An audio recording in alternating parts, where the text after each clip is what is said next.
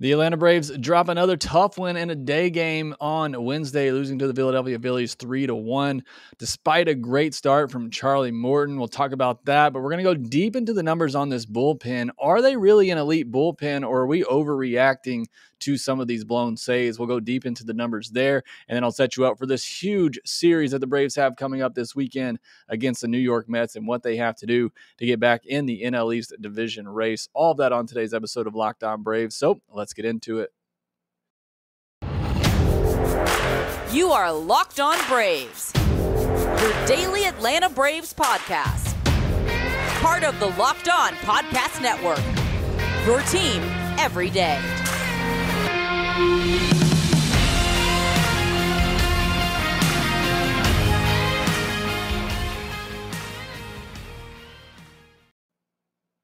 Hey, and welcome back to Locked On Braves, part of Locked On Sports Atlanta, where we cover your favorite Atlanta sports teams each and every day. I am your host, Jake Mastroianni. You can follow me on Twitter at shortstopball and check out my bio there to see everywhere I am covering the game of baseball, including the Atlanta Braves in written form over at tomahawktake.com. Also, make sure you follow the podcast on Twitter at LockedOn_Braves so you can be part of the conversation. Send in any questions, comments, or feedback that you have for the podcast. Subscribe to us on YouTube as well. Hit that thumbs up button on this video. It helps out the show a ton. And hit that notification bell so you get notified whenever we post a new episode. As always, thank you for making Locked On Braves your first listen every day. We post episodes daily, 5 days a week, Monday through Friday, and are free and available on all platforms. On today's episode, we're going to talk about Wednesday's game, Charlie Morton's great performance, also the bullpen blowing it late, and the offense once again struggling in a day game, but going up against a very good pitcher. But we're mostly going to dive into the numbers on the bullpen in this game. Did a lot of research, looking at inherited runners, blown saves, and so we're going to take a look at this bullpen, who statistically is one of the best in all of baseball, but they seem to continually blow close leads late. So we're going to dive deep into that. And then I want to set you up for the weekend series against the New York Mets, which obviously is the most important series of the year thus far. So we're going to talk about all of that on today's episode. But let's start with Wednesday's game. A 3-1 loss to the Phillies. You know, a quick 2-game series at home. You really would have liked to win this and cool down the Phillies a little bit, who have been hot lately and made some good moves at the deadline. We saw one of those in David Robertson, who came in and just slammed the door in the 9th inning. Tough game. Another one that you give away late. Yeah, it was close. The offense didn't do much, but you turned it over to the bullpen with 7 outs to get and weren't able to close it out. So again, we're going to talk about it more in the second segment, but it just feels like this is happening a lot, where you're getting games into the 7th, 8th innings and close games and just not being able to hold on to the leads.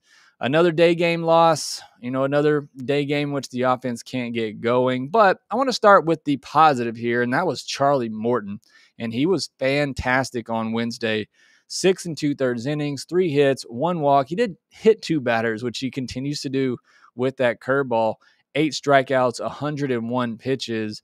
And I talked about it last time out. I thought he was great through the first 4 innings in his last start. I thought he looked like vintage Charlie Morton, and then things just really unraveled for him in that 5th inning. I think in this start, we saw a continuation of what he was doing in those first 4 innings in his last start, and I think we're finally starting to get that vintage Charlie Morton that you can count on to go out and give you 6, 7 solid innings every time out. 18 swings and misses, 8 on the fastball and 8 on the curveball, 19 called strikes, 10 of them on the fastball. Very key, getting ahead with that fastball. He was working the edges with that fastball very well. 87.7 mile per hour average exit velocity against is very good. Just 6 hard hit balls given up in 6 2/3 innings. Also fantastic there.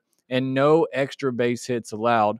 All the hits that he gave up, all 3 of them, were singles. So again, just an absolutely fantastic start. And you now look, over his last 2 months now, going back to June 11th, a 2.75 ERA, a 0.93 whip, and 80 strikeouts in 62 1/3 innings.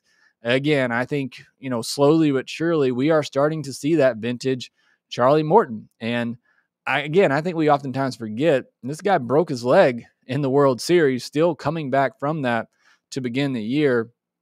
But I think we are starting to get that vintage Charlie Morton, which is just fantastic down the stretch, and especially when you get into a postseason series, you can stack Fried and Morton at the top and feel really good about that. And then you got some options with Strider, who I mentioned yesterday. If there's no innings limit on him, I think you put him in your top 3 in a postseason rotation. And you got Kyle Wright there as well. So Morton, again, over his last couple of months, he's gone at least 6 innings in 7 of 10 starts, and he's gone at least 5 innings in all of them.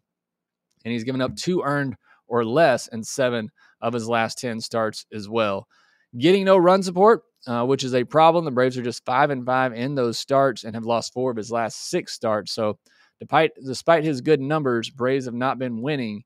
And again, part of that is the offense. And the combination of scoring 13 runs on Tuesday, playing a day game on Wednesday, going against Zach Wheeler with Morton on the mound, who they just don't score for, that's a recipe for disaster. And I'm not making excuses for this offense. They got to find ways to get it done. But you knew it was going to be hard to score runs on Wednesday, and it certainly was. Their only run coming on a solo homer by Orlando Arcia. So just not a great performance from the offense, who had some chances in this game. Had a leadoff double by Riley in the second inning. Then you got a strikeout, ground out, fly out. That strikeout was bad by Eddie Rosario. You got to find a way to put the ball in play. Easier said than done against Zach Wheeler. Also some bad base running by Riley. Could have been first and second after Bohm bobbled the ball at third. Riley tried to take third base and got cut down, so a bad base running mistake there. 8 and 9 hitters both single to start the third inning, but then Ronald Acuna Jr. grounds into a double play. It is just hard watching him right now. He's trying to swing his way through this slump and is just not working out for Ronald Acuna Jr. at the moment. And then Swanson strikes out to end that threat. The fourth inning to me was brutal. You had really worked Wheeler in that third inning, got his pitch count up, and then the 3, 4, and 5 hitters in the Braves lineup swing it all 5 pitches in the fourth inning and go down 1, 2, 3, and you let Wheeler get off the hook with a quick inning after he had to work the inning before.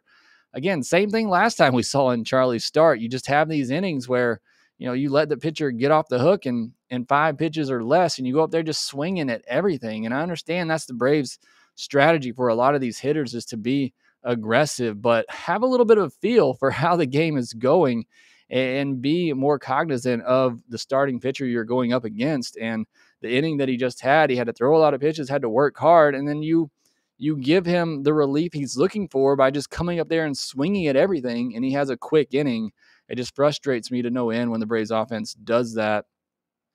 Had a 1-out single by Swanson in the 6th, but then he had a pop-up by Olsen. Riley put a charge into one. This was a really good swing, the 3rd hardest hit ball of the game, but it died at the warning track, 367 feet away to end the inning. New guy, Robbie Grossman, had a 1-out double in the 8th inning. After the bullpen had blown the lead in the top of the 8th inning, Acuna drew a walk. Good to see that. He's been doing that a little bit better lately. Then Dansby strikes out, and Olsen pops up on the first pitch, which was highly frustrating to see that. Braves were 0 for 6 with runners in scoring position. The Phillies didn't have a hit with runners in scoring position either. The Braves left 5 on base. You worry about this team, especially in the postseason, going up against great pitching when they can't score without home run ball, and especially, without the multiple home run hit. So again, it's something I've talked about all year with this offense. It's really my main concern, but it's the same concern I had last year, and they went on a World Series run. So, if they're clicking like they were on Tuesday, and if they're playing in night games, apparently, you feel much better about this offense's chances. But I want to dive into the bullpen. I told you at the top, really, took a long look at the statistics and really diving into this bullpen, because statistically, they're one of the best in baseball, but I continually hear you, telling me on Twitter and everywhere that this bullpen isn't that good, because we continue to see them blow late leads. So again, going to dive into the numbers and see exactly what is going on with this bullpen. Are they as good as the numbers indicate? We'll talk about that next. Whether you're ready to pop the question or you're celebrating a milestone moment, find jewelry as unique as her with modern convenience of online shopping at BlueNile.com. Blue Nile has simple online tools that let you choose the diamond shape, size, clarity, and setting style. Blue Nile's bench jewelers will then handcraft her perfect engagement ring, making each ring one of a kind. If you're looking for jewelry but having trouble choosing, Blue Nile has jewelry experts on hand 24/7, available via phone or chat to help you find a memorable gift at every budget. I have an anniversary coming up, so I'm going to have to hit up that chat because I am not a jewelry expert and definitely need the help when picking out diamond pieces. Make your moment sparkle with jewelry from BlueNile.com. And going on now is the Blue Nile anniversary sale. Save up to 40% on classic fine jewelry pieces and 25% on engagement ring settings. Plus, every order is insured, ships free, and arrives in discreet packaging that won't give away what's inside. Shop stress-free. Find your forever piece. Go to BlueNile.com today. The Atlanta Braves bullpen. It statistically is one of the best in all of baseball, and yet they continue to blow close leads late. So what is the measure of a good bullpen? Do we just simply go by the numbers, or do we talk about close late situations and how they do holding on to those leads, and how do they compare to their biggest rival? That's what I really want to do here. I want to go deep into blown saves, inherited runners, compare that with the Mets, who is the Braves' obviously biggest rival in the NL East, and see how the Braves stack up to see, is this bullpen really one of the best in baseball? Because you look at the stats, they're first in the NL in 3.16 ERA. They're first with a 219 batting average against. They're second in strikeouts with 412. They're second in K per nine. They're second in strikeout to walk ratio. They have the third fewest walks, and they're third in walks per nine. So you look at all those numbers from the Braves bullpen, and it would tell you that they are a top 3 bullpen in the National League and one of the best bullpens in all of baseball. Yet it just feels like, as a fan, we are continually seeing situations like Wednesday where a starter gives a lead to a bullpen in the 7th, 8th inning, and it disappears. Are we overreacting as fans, or are they actually just not a good bullpen and not able to hold on to these leads? So looking at FanGraphs, the Braves have 20 blown saves, which is the 3rd most in all of baseball. Certainly not a great number to look at. That can be a little bit deceiving, though, because good teams are going to have more save opportunities. The Braves are always going to have more blown saves than the Washington Nationals because the Braves are in a position to win a lot more games than the Washington Nationals. So just simply looking at blown saves is not a great indicator. However, 20 blown saves at this point in the season is a lot. The Rays currently lead the league with 23 blown saves, and most people would consider them to have a very good bullpen and a great pitching staff. In fact, the top 5 teams with the most blown saves are all teams with a 500 record or better, the Red Sox being the only team not above 500 in that group, as they are right at it. So again, blown saves isn't necessarily an indicator of a bad team or a bad bullpen. Good teams are going to have more save opportunities, which is going to ultimately lead to more blown saves. MLB has the Braves with 56 save opportunities this year, which is the most in baseball, but they have just 36 saves. So, while they don't list blown saves as a team stat, that correlates with the 20 blown saves that you see over on the FanGraphs site. For comparison's sake, last year, the team with the most blown saves had 34. That was the Phillies and the Nationals. Those were bad teams. So, again, you look at where the Braves are with 20 blown saves, 3rd most in baseball. Last year, the highest mark was 34. You look at last year, the Braves, they had 25 blown saves. Now, that Braves team, only went on to win 88 games. You're hoping this version wins more than that. Last year, the Giants, Brewers, and Astros were all in the top 10 for most blown saves last year, all of them making the postseason, the Astros meeting the Braves in the postseason. And I think many consider the Giants and Brewers to have 2 of the best pitching staffs and bullpens in all of baseball, but their offenses weren't great. So they were playing in a lot of close games, again, leading to more opportunities for blown saves. So is the Braves bullpen really bad, or is it just the fact that they're playing a lot more close games than other teams, and they're in a position to win a lot of those close games, and the numbers and the odds just play out where they're going to have more of these situations? I think that's a difficult question to really kind of answer, and not to really straddle the fence here, but I think it's a little bit of both. I think the Braves do have a very good bullpen, but I just feel like they're in these situations a lot. And the more you're in a certain situation, the more often, something bad is going to happen. What I think may be the bigger issue here is inherited runners allowed to score by the bullpen. And, I had to go through player by player on MLB to go through this, but the Braves have had 137 inherited runners by their bullpen this year. 51 of them have scored. That's 42% of the time a reliever is coming in with a runner on base, that runner is coming around to score. That feels unusually high to me. Certainly not a great percentage. Now, granted, all those aren't your best relievers. Sean Newcomb had 4 inherited runners this year. All 4 of them scored. He's obviously no longer with the team. You look at some of the top relievers for the Braves. A.J. Minter has allowed 6 of 15 to score. I think that number is probably a little higher than you would want for A.J. Minter. Kenley Jansen's inherited 3 of 4. Now, he's generally coming in a clean inning with nobody on base, but 3 of 4, not great. Colin McHugh, he's allowed 9 inherited runners, which is the most of any Braves reliever, but he's also inherited 29 runners this year, which is by far the most of any Braves reliever. So in hindsight, 9 of 29 is not terrible. But you put Minter, McHugh, and Lee, 3 of your more high leverage relievers who are coming in that 7th, 8th inning, and they've allowed 21 of 62 inherited runners. That's 34%. That's a lot better percentage than the 42% overall. So when you're looking at the better relievers for the Braves, they've actually done a much better job. You look at Raisel Iglesias, who's coming over, and he's most likely going to pitch in that 7th, 8th inning role. He's allowed 8 of 14 inherited runners to score this year. That is not great. You may want to make sure you're putting him in with a clean inning. And I think that's part of this too, is Brian Snitker trying to figure out, okay, who are the guys he can trust to come in with runners on base? Who are the guys that they need a clean inning? They need to come in with nobody on base. Who is more comfortable in that role? Because it's not easy to do, and I don't think it's the same for every pitcher when you're coming in that situation with runners on base. You look at Tyler Matzik, who, look, he's not the Tyler Matzik of last year, the last 2 years. He's definitely not postseason Matzik.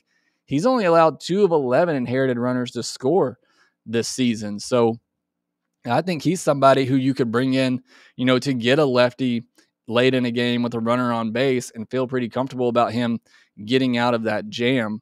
So I think that's part of it too. Brian Snitker trying to figure out the best guys who can come in those type of situations, feel comfortable, and get it done. Look, you can argue with Brian Snitker in the way that he handled the bullpen in Wednesday's game. I understand bringing in Colin McHugh. He's been great lately. You had a bunch of righties coming up. I get that. To me, A.J. Minter's your 8th inning guy. He's the more dominant reliever. I know it really wouldn't have made sense to take out a lefty and Dylan Lee to bring in a lefty and A.J. Minter with a bunch of righties coming up. But I think Minter's more capable than anybody of getting out both lefty and righty relievers. But again, I understood the decision from Snitker. I'm not criticizing him for that in Wednesday's game. So by comparison, looking at the Mets, when you look at inherited runners, they have inherited 126 runners this year, and they've allowed 49 of them to score. That's 39%. That's not too much lower than the Braves overall of 42%. And you look at their top 3 relievers, Edwin Diaz, Adam Ottavino, Seth Lugo, they've allowed 18 of 50 inherited runners to score this year. That's 36%. That's actually more than Minter, McHugh, and Lee combination at the back end of games. So, you compare that to the Mets, and it's really right on par with what your rivals are doing. So, again, I don't think this Braves bullpen is bad. I think they're in a lot of games to win, and that is great. That's what you want from your team. But the more often you're in those situations, the more times it's going to lead to these outcomes. I think another thing is the Braves play a lot of close ball games. They have played 41 games this year decided by 2 runs or less. They're 25-16 in those games. That's a really good record in 2-run games. So again, I think more often than not, they're getting the job done. And I think we're overreacting to that small percentage where they don't come through. By comparison, the Mets have played 40 games decided by 2 runs or less, and they are 24-16 in those games. So again, the Braves right on par with the Mets and what they're doing.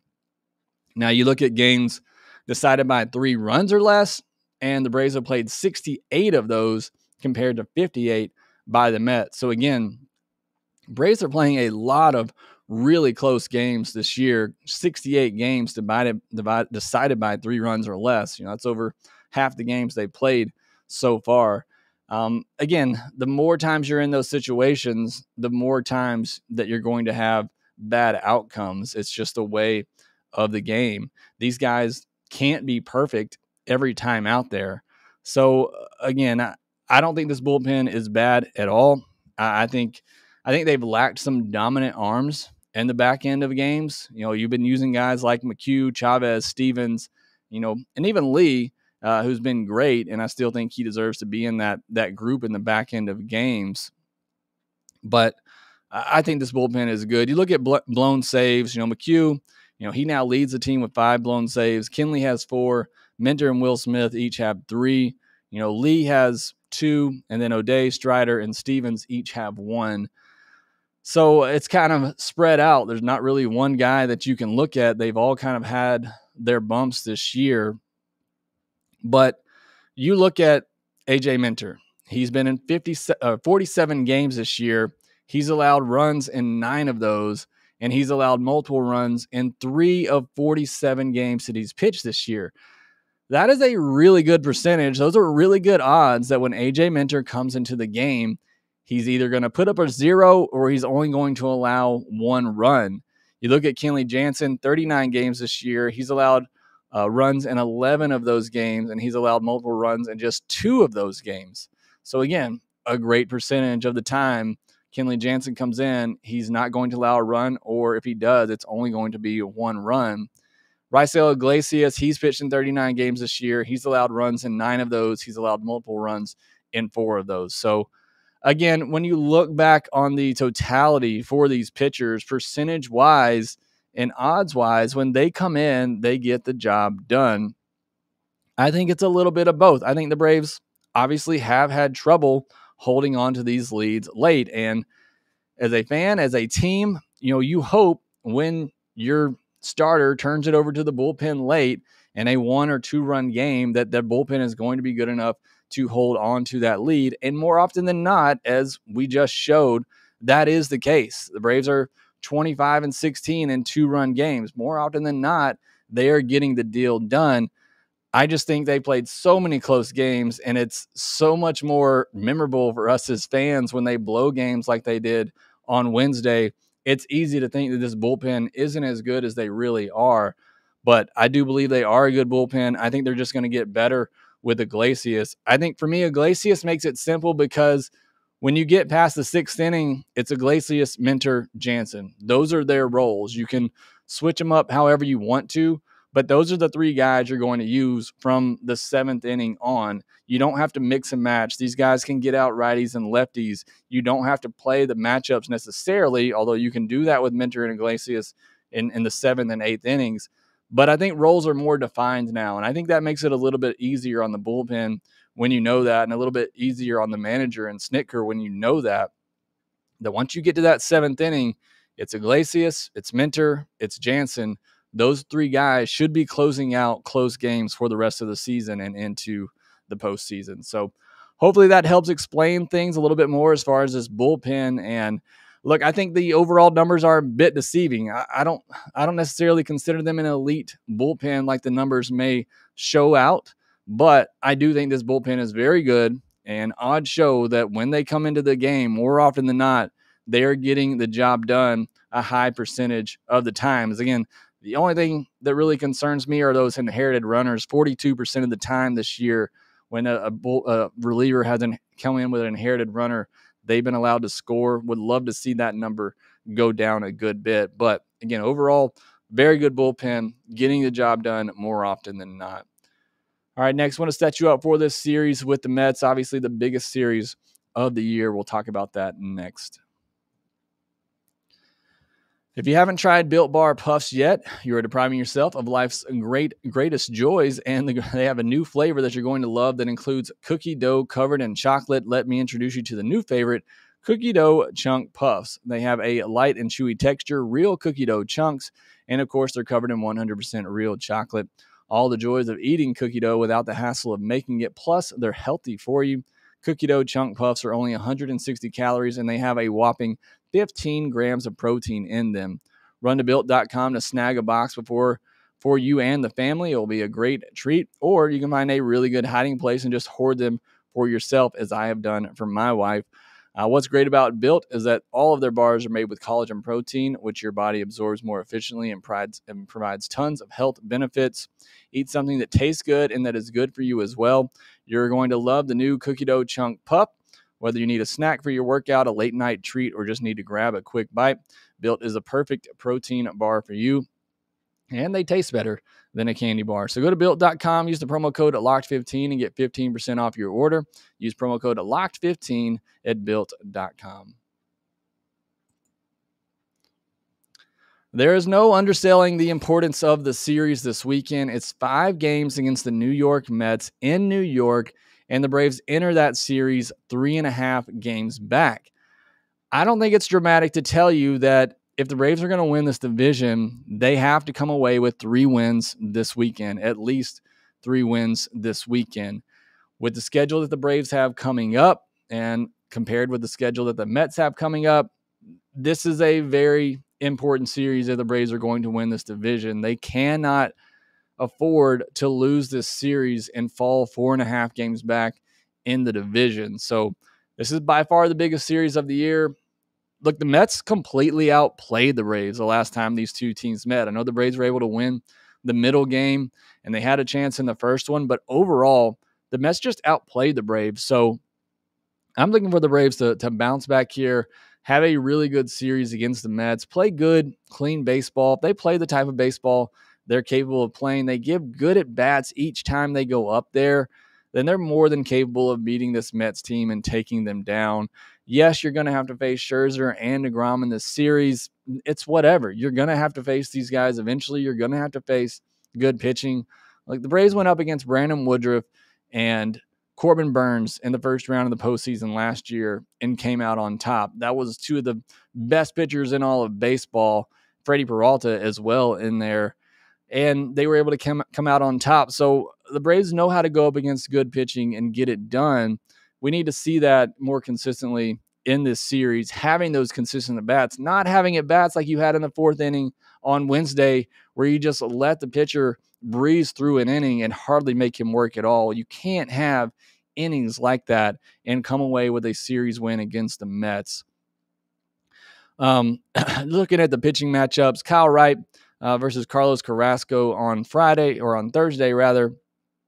Carrasco 8 shutout innings against the Braves on May 3rd, so he's due to allow a run to the Braves. He's fantastic in July, a 0.90 ERA after a terrible month of June, so hopefully he's going good, bad, and he's ready for a bad month of August. But the Braves need to get after him, obviously kick this series off on a good note with a win Thursday. Ian Anderson versus Taijuan Walker on Friday. This one has me a little bit nervous. Walker's been very good. Anderson's been very hit or miss. Was great his last time out, so hopefully he can back that up. On Saturday, you're going to have Max Fried going in one of these games and newly acquired Jake Odorizzi in the other one. We know Scherzer's going in one of those games for the Mets. I'm not sure who else they have pitching on Saturday. Obviously, any doubleheader, you're looking for at least a split, but, would love to sweep the doubleheader, obviously, in New York, especially not real confident in Friday's game. Sunday's game, you're going to have Spencer Strider going up against Jacob DeGrom. DeGrom, his last time out, his first time pitching in this season, 5 innings against the Washington Nationals through just 59 pitches. So you wonder how long they'll let him go. And this one, I'd imagine 75, 80 pitches. So, hopefully the Braves can get him out of there after 5 innings as well and go to work on the bullpen as the Nationals did in the last game that he started. Like, it's not going to be easy, and nobody said it would be, but you want to win the NL East. You want to be holding up that division crown again, and you want to avoid that wild card round in the postseason and avoid the San Diego Padres in that round, you got to win this series. I mean, it's just bottom line. You have to win this series. I just don't think they can afford to lose this series and fall further back with the schedule they have coming up. So again, I'm not trying to be overly dramatic, just stating the obvious. They want to win the NL East. It starts this weekend. You have to at least win this series and find a way to win 3 of these 5 games. So all starts on Thursday night. It'd be a lot of fun. Obviously, I'll be covering it here. We'll be doing a postcast for every day, even over the weekend. Me and Grant McCauley doing a postcast for this series. So make sure that you're subscribed to Lockedon Braves podcast. Make sure you're subscribed to the Lockedon Braves YouTube channel as well, where we'll be having all the coverage of this Mets series. Obviously, I'll be back tomorrow covering it and diving deep into Thursday night's game. Thanks for listening. Make sure you follow the podcast on Twitter at @LockedOn_Braves. You can follow me at @ShortstopBall. Make sure you rate, review, and subscribe to the podcast wherever you get your podcast, and we will talk to you next time.